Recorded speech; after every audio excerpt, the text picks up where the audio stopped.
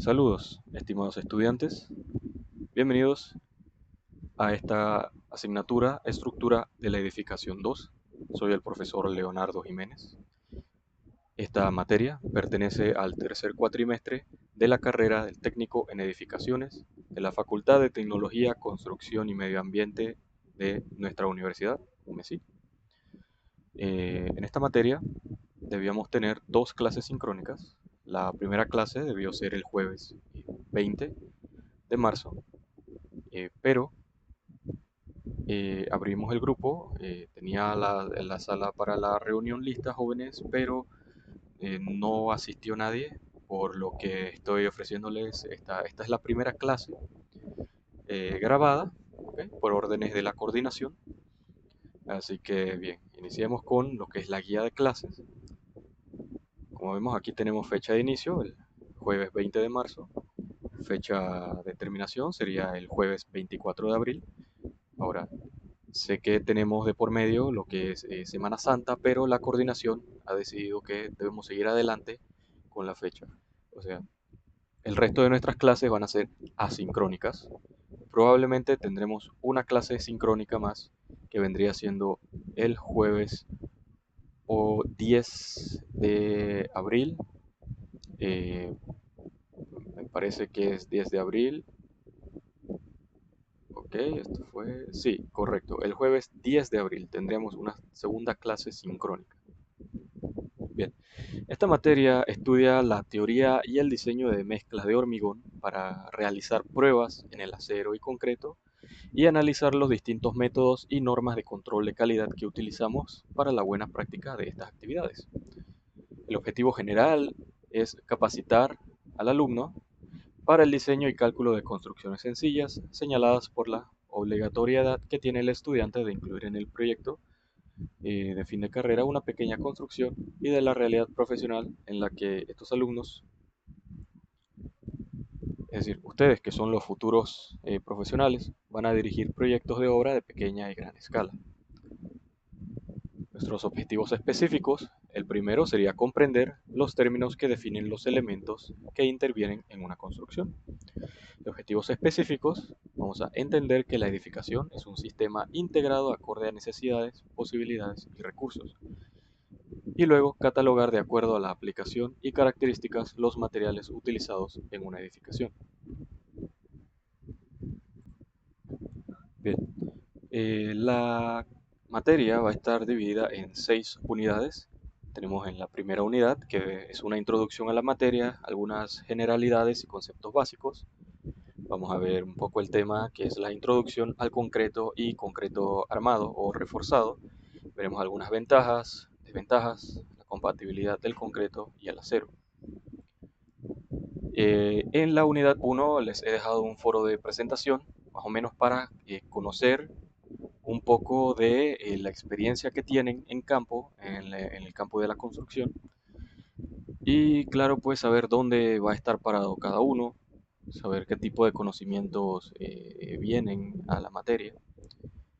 Y pues bien, para esta primera clase no teníamos ningún tipo de tareas o actividades programadas. Para la unidad 2, que es la del jueves 27 de marzo, ¿sí? En esta vamos a ver lo que es el análisis de vigas sometidas a flexión, donde veremos el tema de momento de agrietamiento, esfuerzos elásticos y momentos últimos. Para esta fecha, sí vamos a entregar nuestra primera actividad, que es el desarrollo de un taller escrito. Nada complicado, es en grupo o individual, si así lo desean, pero siempre les doy la opción de realizarlo en grupo de 2 personas, ya que para esta materia tengo pues, pocos estudiantes. Si desean, podemos ver luego lo que es la lista y podrán ver si sus nombres aparecen o si no aparecen, deberán apersonarse a la oficina de la coordinación. Por el momento, sigo con la guía de clases. Esta primera actividad corresponde a un 15% de la nota final. ¿Okay? Desarrollo de un taller. Esto pues es un cuestionario solamente. En la unidad 3 veremos el tema estado límite de servicio, importancia de las deflexiones, control y cálculo de deflexiones. Aquí vamos a ver qué son. ¿qué es, perdón, el estado límite de servicio? Es decir, cuánto va a soportar más nuestra estructura, ¿ok? Antes de llegar a su estado límite. Para esta fecha, que es el 3 de abril, vamos a entregar nuestra actividad número 2, que va a ser un taller práctico. Van a estar realizando, ¿verdad?, el cálculo de un ejemplo que vamos a estar viendo, ¿sí? Y van a realizar ustedes o desarrollar un problema práctico. Bien, este taller equivale a un 20% de la nota final. Para la unidad 4 sería el día 10 de abril. Este es el día donde vamos a tener una clase sincrónica, ¿ok? Este día sí nos reunimos en videoconferencia. Va a ser en el mismo enlace. Aquí veremos el tema de cortante y tensión diagonal, esfuerzos cortantes en vigas de concreto, resistencia del concreto y agrietamiento por cortante en vigas de concreto reforzado. Aquí entregaremos una tercera actividad que también va a ser un taller escrito que van a desarrollar, ¿verdad?, en grupo o individual, que tiene o que su valor es de 15% de la nota final. En la unidad 5 sería para el día 17 de abril, donde vamos a ver el tema de zapatas. Tipos de zapatas, presiones reales del suelo, diseño de zapatas para muro, diseño de zapatas cuadradas aisladas. Aquí nuestra actividad número 4 va a ser una investigación. ¿Okay? Van a investigar todo lo que hay que saber sobre el concreto preesforzado. Esta investigación va a tener una ponderación de 20% de la nota final. Si van sumando, hasta ahora tenemos 15, 20, 15, 20, suma 70% de la nota. Para esto tenemos lo que es la última unidad, que es la unidad 6. Para el día 24 de abril sería nuestra última clase. Como ven, aquí tenemos la entrega del trabajo final, que va a ser una investigación de columnas esbeltas, ¿verdad? Nuestra última actividad, que equivale a un 30% de la nota final. Este día les voy a explicar el tema de torsión, cómo se calcula el refuerzo por torsión, cómo se analizan los momentos torsionales para considerar en un diseño. Básicamente vamos a ver cómo se da esto en una estructura de concreto armado. El resto de aquí pues ya son cuestiones. Esta guía de clases está en la plataforma, allí podrán ver esta misma información y aquí tenemos nuevamente un resumen de nuestras actividades, las fechas de entrega y los porcentajes. Es decir, para este jueves 27 de marzo ya deben estar entregando la actividad número 1, ¿bien?, que es el taller escrito. Bien, de bibliografía yo utilizo el libro Diseño de concreto reforzado de Jack McCormack. Se los voy a estar compartiendo también en la plataforma. Y tenemos otros textos sugeridos por la universidad, como Cimentaciones en la edificación, Introducción a la mecánica del suelo, de Manuel Freire Tellado. Estructuras de acero 3, vigas mixtas de edificación, de Ramón Argüelles Álvarez. También tenemos Organización de obras en ingeniería de edificación, Programación de obras por Javier Garavito López. Tenemos también Edificaciones industriales de Walter Henn y Recopilación y resumen de conocimientos sobre edificación, estructuras, conceptos generales de Fernández Ordóñez Hernández. Y bueno, acá pues lo que viene siendo reglamento estudiantil, de evaluación, las asistencias, creo que esto no necesito explicárselo, ustedes conocen la escala para las notas de cómo se obtiene una A, cómo se obtiene una B, cómo se obtiene una C, etcétera. Está de más decir que solamente entregando las 4 primeras actividades llegarían ustedes a un 70% de la nota. Sabrían que esto no es suficiente, tendrían que hacer lo que es una reválida. Y como mi objetivo no es dejar a nadie y tampoco hacer que hagan presentación de reválidas, ¿no? Esto es una materia pues bastante teórica, vamos a ver mucha teoría y también algunos ejemplos prácticos. Bien, el objetivo de esto es que conozcan las nociones de las estructuras de hormigón reforzado. Ahora, esto lo haremos con una base más o menos ingenieril por lo mismo el tema del texto que estoy utilizando de concreto reforzado. Pero esperemos que nos llevemos muy bien, jóvenes, y que entreguen todos, a todos los exhorto a entregar sus actividades dentro del tiempo reglamentario. Bien, ahora pasemos a lo que vendría a ser nuestro primer tema. Bien, introducción al concreto y concreto reforzado. El concreto es una mezcla de arena, grava, piedra o rocas trituradas u otros agregados unidos en una masa rocosa por medio de una pasta de cemento y agua. En ocasiones, uno o más aditivos se pueden agregar para cambiar ciertas características del concreto como su ductilidad, su durabilidad y tiempo de fraguado. Existen aditivos para hacer que el concreto frague más rápido que una mezcla tradicional o sin el aditivo. Pero también existen aditivos para hacer que sea más durable o que sea más dúctil dependiendo de. Aquí tenemos un ejemplo de una estructura de hormigón reforzado como es el Pyramid Sports Arena, que tiene una altura de 320 pies. Esto se encuentra en la ciudad de Memphis, Tennessee. Un ejemplo solamente. Algunas ventajas del concreto reforzado con material estructural son que tiene una resistencia considerable a la compresión por unidad de costo en comparación con muchos otros materiales. El concreto reforzado tiene una gran resistencia a las acciones del fuego y el agua. Las estructuras de concreto reforzado son muy rígidas y requiere de poco mantenimiento. Algunas desventajas es que tiene una resistencia muy baja a la tensión. Se requieren en muchas ocasiones cimbras para mantener el concreto en posición hasta que se endurezca lo suficiente. La baja resistencia por unidad de peso de concreto conduce a miembros pesados y las propiedades del concreto varían ampliamente debido a las modificaciones de su proporción y mezclado.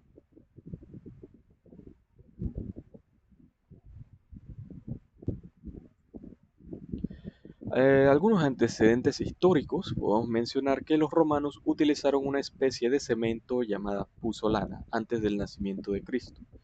En Inglaterra, en el año 1796, se descubrió un depósito de piedra de cemento natural que fue vendida como cemento romano. En el año 1824, un albañil inglés llamado Joseph Aspdin obtuvo una patente para un cemento que él llamó cemento Portland, que si le suena familiar es básicamente el cemento que se vende en todos lados y con el que se hace la mayoría de las estructuras. Muchos de los trabajos iniciales fueron hechos por los franceses François Lebrun, Joseph Lambot y Joseph Monnier. En 1832, uno de estos caballeros, Lebrun, construyó una casa de concreto y siguió después la construcción de una escuela y una iglesia utilizando este mismo material. Alrededor de 1850, Lambot construyó una embarcación de concreto reforzado con una red de alambres o varillas paralelas. El señor Joseph Monnier, en el año de 1867, recibió una patente para la construcción de tinas o receptáculos y depósitos de concreto reforzados con una malla de alambre de hierro. También tenemos este otro señor llamado William Ward, que construyó el primer edificio de concreto reforzado en Estados Unidos, esto en la ciudad de Port Chester, Nueva York, en 1875. Entonces, fíjense, el concreto no es algo nuevo ni algo reciente. Ya se utilizaba hace más de 200 años, casi 200 años, perdón, desde lo de esta construcción de casa de concreto de Lebrun. Se conoce el cemento desde el año 1824, pero o sea, es algo que se utilizaba, se ha estado utilizando por miles de años realmente.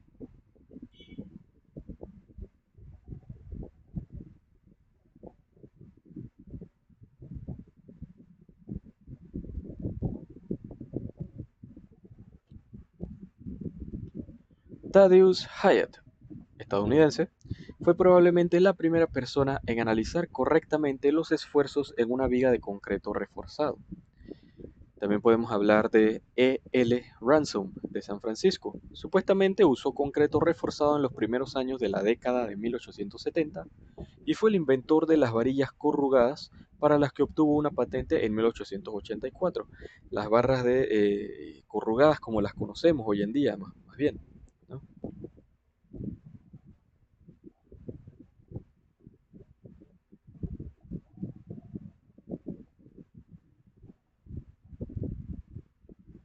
Aquí, por ejemplo, tenemos un remolque de dos cilindros huecos de concreto reforzado, cada uno de 65 pies de diámetro y 185 pies de altura en el Mar del Norte como parte de una plataforma perforadora de petróleo. Sí, estas estructuras son enormes. Ahora, si hacemos una comparación del concreto reforzado con el acero estructural para edificios y puentes, es que la selección del material estructural que se debe usar en un edificio determinado depende de la altura y, claro, de la estructura. El mercado de materiales, de las condiciones de la cimentación, de los códigos locales de construcción y de consideraciones arquitectónicas. Para edificios de menos de 4 niveles, el concreto reforzado, el acero estructural y la construcción con muros de carga pueden competir entre sí. Superiores a este número de niveles, el concreto reforzado y el acero estructural son económicamente competitivos, pero para edificios de más de 20 niveles se prefiere el acero estructural. Los dos materiales se adhieren muy bien entre sí, hablando del concreto y el acero, de modo que no hay deslizamiento entre los dos y por tanto funcionan conjuntamente como una unidad para resistir las fuerzas. La excelente liga o unión que se obtiene se debe a la adherencia química entre estos dos materiales, a la rugosidad natural de las varillas y a la estrecha separación de las corrugaciones en la superficie de las varillas. Las varillas de refuerzo pueden estar expuestas a la corrosión, pero al estar rodeadas de concreto van a estar protegidas. Estos trabajan muy bien juntos respecto a los cambios de temperatura, ya que tienen un coeficiente de dilatación térmica muy parecidos. Ahí podemos ver los valores. El código de diseño más importante en Estados Unidos para el diseño de concreto reforzado es el ACI, que es el Instituto Americano del Concreto, por sus siglas en inglés, American Concrete Institute. Tienen su código, que es el Building Code Requirements for Structural Concrete. Esto es el código de construcción o requerimientos el código de requerimientos de construcción para concreto estructural. Este código, que se usa principalmente para el diseño de edificios, es observado en la mayoría de los ejemplos que hemos estado viendo o que vamos a ver. Con frecuencia se hacen referencia a este documento y se indica siempre el número de la sección mostrada. Nuestro código estructural panameño, que viene siendo el código de aquí, el, el EPA, está basado en el código de concreto de la ACI. Y no solamente nosotros, otros países de Latinoamérica también están basados en este código de construcción. Ahora, hablemos de los tipos de cemento de Portland. Estos, o los concretos hechos con este tipo de cemento, que es el cemento Portland normal, requieren aproximadamente 2 semanas para adquirir una resistencia suficiente que permita retirar la cimbra y aplicar cargas moderadas. Aquí hablando de cimbra, cimbra vienen siendo la formaleta. Tales concretos alcanzan su resistencia de diseño después de aproximadamente 28 días y continúan ganando resistencia a un ritmo menor. Existen otros tipos especiales de cementos Portland disponibles. El proceso químico que ocurre durante el fraguado o endurecimiento del concreto produce calor. En estructuras de concreto colosales como presas, losas de cimentación y pilares, este calor se disipa muy lentamente y puede generar serios problemas. Una estructura de concreto reforzado puede ser tan grande como una presa. Por ejemplo, la presa más grande del mundo fue construida en China. Es tan grande y tan pesada que incluso ha influido en la rotación de la Tierra, jóvenes. Tan pesada puede ser una estructura de concreto reforzado. El cemento Portland se divide en tipos. Tenemos el tipo 1, que es el cemento común de usos múltiples empleados en trabajos de construcción en general. Tenemos el tipo 2, que es un cemento modificado que tiene menor calor de hidratación que el tipo 1 y puede resistir alguna exposición al ataque de sulfatos. Tenemos el de tipo 3, que es un cemento de fraguado rápido que produce en las primeras 24 horas un concreto con una resistencia aproximadamente del doble que la del cemento tipo 1. Este cemento produce calor de hidratación muy alto. Tenemos de tipo 4, que es un cemento de bajo calor que produce un concreto que disipa muy lentamente el calor. Se usa en estructuras de concreto de gran tamaño. Y claro, tenemos el tipo 5, que es un cemento usado para concretos que van a estar expuestos a altas concentraciones de sulfatos.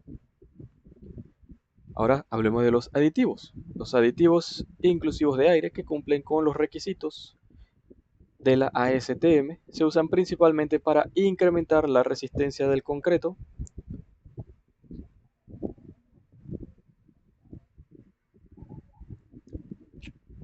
Tenemos los aditivos retardadores que se utilizan para retardar tanto el fraguado del concreto como los aumentos de temperatura.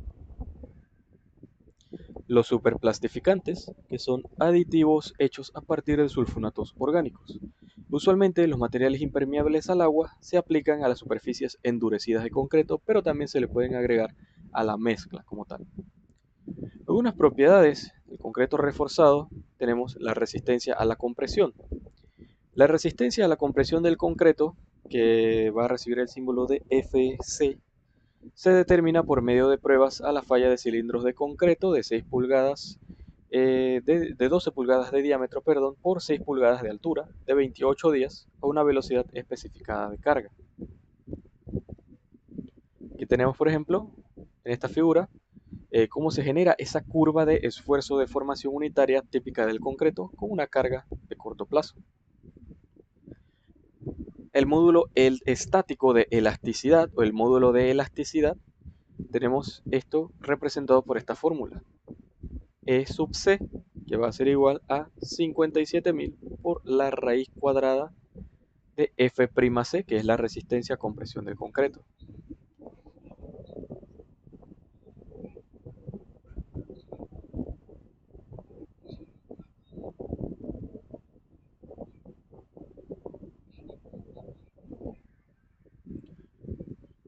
Tenemos acá la resistencia a la tensión, F sub R, que se representa como M sub C entre I, que es la inercia.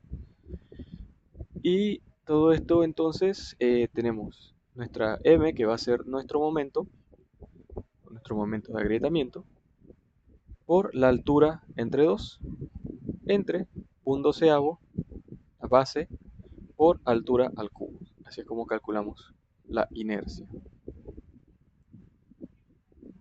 Sobre la durabilidad del concreto, la resistencia a la compresión del concreto puede ser dictada por la exposición a condiciones de congelamiento, deshielo, productos químicos, tales como descongeladores o sulfatos. Estas condiciones pueden requerir una resistencia a la compresión mayor o una proporción menor de agua-cemento que las requeridas para soportar las cargas calculadas. El refuerzo usado en las estructuras de concreto puede ser en forma de varillas o de mallas soldadas de alambre. Y estas varillas pueden ser lisas o corrugadas, pero la mayor parte del tiempo van a ser las barras de refuerzo que son corrugadas. ¿Ya? Y por ejemplo vemos las formaletas utilizadas para columnas de graderías, esto en el Texas Motor Speedway, en la ciudad de Fort Worth, en el estado de Texas, Estados Unidos. Hablando sobre los grados del acero de refuerzo, tenemos las varillas de acero de lingotes lisas y corrugadas del ASTM A615, varillas que están marcadas con la letra S por el tipo de acero, que son las varillas de refuerzo de uso más común. Tenemos las varillas lisas y corrugadas de baja aleación. Estas varillas deben estar marcadas con la letra W. Tenemos el ASTM A996, varillas corrugadas de acero de riel o de acero de ejes. Y si se producen varillas corrugadas para cumplir con ambas especificaciones A615 y A706, deben estar marcadas con ambas las letras S y W. Aquí tenemos un cuadro o esta tabla donde vemos el tamaño de las varillas y resistencia de materiales en unidades en el sistema internacional. Cuando el concreto reforzado se ve sometido a sales descongelantes, agua marina o rocíos de estas sustancias, es necesario proporcionar una protección especial contra la corrosión al acero de refuerzo, ya que sabemos el aire marino puede corroer el acero. Las estructuras usualmente afectadas son los tableros de puentes, los garajes de estacionamiento, las plantas de tratamiento de aguas negras y diversas estructuras costeras. Como lo ven, todo lo que esté cerca del mar. También deben considerarse las estructuras sujetas a derrames ocasionales de productos químicos que contienen cloruros. ¿Cómo identificamos las marcas en las varillas de refuerzo? Bien, el fabricante se identifica con una letra. El número de la dimensión de la varilla se da después y luego el tipo de acero se identifica con otra letra. S para lingote, la letra R con un símbolo de riel para el acero de riel, la letra A para el eje y W para bajas aleaciones. Aquí lo vemos, por ejemplo. Si alguna vez se topan con una barra de acero, pueden examinar y buscar estas letras o esta nomenclatura. Las cargas muertas son cargas de magnitud constante que permanecen en un mismo lugar. Esto incluye el peso propio de la estructura en estudio, así como también cualquier elemento que estén permanentemente unidos a ellas. En un edificio con estructura de concreto reforzado, las cargas muertas van a ser los marcos de lo que son los concretos, ¿no? La unión de vigas con columnas, los muros, los pisos, las losas, los cielos rasos, las escaleras, el techo, las plomerías son cargas muertas. Es decir, todo lo que forma parte del edificio es carga muerta y que no se mueve. ¿Qué va a ser cargas vivas? Bueno, nosotros, las personas que vamos a estar ahí, parte del mobiliario como sillas, mesas, camas, anaqueles, cualquier tipo de mueble que se pueda mover de un lado a otro o que no está en el mismo sitio. Y por supuesto nosotros que vamos a estar caminando de aquí para allá. Si es también, ¿no? Si tenemos mascotas, esos animales también tienen un peso que va a influir sobre la resistencia del concreto. Más o menos siempre se calcula las cargas muertas con un factor de seguridad. Es decir, podemos estimar cuánto va a pesar nuestra losa, pero entonces le sumamos más del peso ese para poder como tratar de buscar más seguridad. Por eso se llama factor de seguridad. Cargas vivas, las cargas que pueden cambiar de magnitud y posición. Estas incluyen cargas de ocupantes, cargas de materiales en bodegas, cargas de materiales de construcción, grúas, etc. Otros tipos de cargas, bueno, pueden ser las cargas de tránsito en los puentes, cargas de impacto, cargas longitudinales, cargas diversas.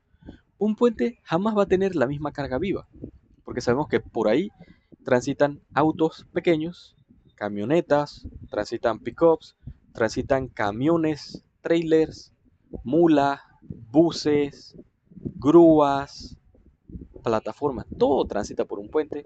Entonces nunca van a transitar la misma cantidad de vehículos, ni a la misma hora, y nunca van a ser los mismos tipos de vehículos. Entonces todo esto se toma en cuenta, por ejemplo, en lo que es el diseño de carreteras y diseño de puentes. Tenemos las cargas ambientales, como nieve, hielo, al menos en los países donde se tienen invierno propiamente dicho. Para nuestro país tenemos que considerar las cargas de lluvia, las cargas de viento, las cargas sísmicas también, en caso que hayan temblores. Claro está. Y en esta tabla vemos los pesos de algunos materiales de construcción comunes y algunas cargas vivas típicas uniformemente distribuidas.